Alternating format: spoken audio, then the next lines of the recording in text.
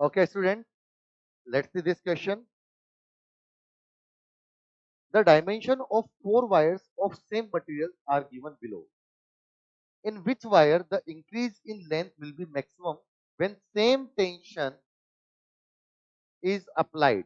मतलब सब में लगने वाला जो टेंशन है वो यहाँ पर सेम है, सबका जो मटेरियल है वो मटेरियल भी सेम है, मतलब सबका यंग्स मॉड्यूलस भी कैसा होना चाहिए, सेम होना चाहिए। हमसे पूछा है कि किसके अंदर इलोंगेशन डेल्टा एल यहाँ पर मैक्सिमम होगा।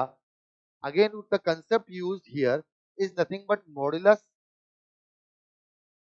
ऑफ elasticity का कंसेप्ट हम लोग यहाँ पर यूज करेंगे।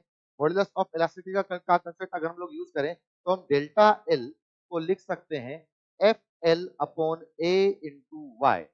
अब क्योंकि सब में सेम टेंशन है, सब में वाई भी सेम है, तो हमें समझ में आता है delta L is directly proportional to L upon A, क्योंकि बाकी दोनों क्वांटिटीज यहाँ पर कांस्टेंट है। तो जिसमें एल बाई ए का रेशो मैक्सिमम होगा उसमें हमारा एलोंगेशन भी सबसे ज्यादा होगा। यहाँ पर अगर बातचीत करें तो यहाँ पर हमें डायमीटर दे रखे हैं, तो हम इसको और ऐसे लिख सकते हैं एल अपॉन आर स्क्वायर का रेशो जिसमें मैक्सिमम होगा, आर स्क्वायर भी लिख सकते हैं, या हम लोग इसको और भी लिख सकते हैं L upon D square, diameter का स्क्वायर का रेशो भी जिसमें मैक्सिमम होगा वो उसका एलोंगेशन यहाँ पर मैक्सिमम होना चाहिए। तो यहाँ पर देखा जाए तो 100 अपॉन 1 का स्क्वायर मतलब कि 100 यहाँ पर रेशो आ रहा है।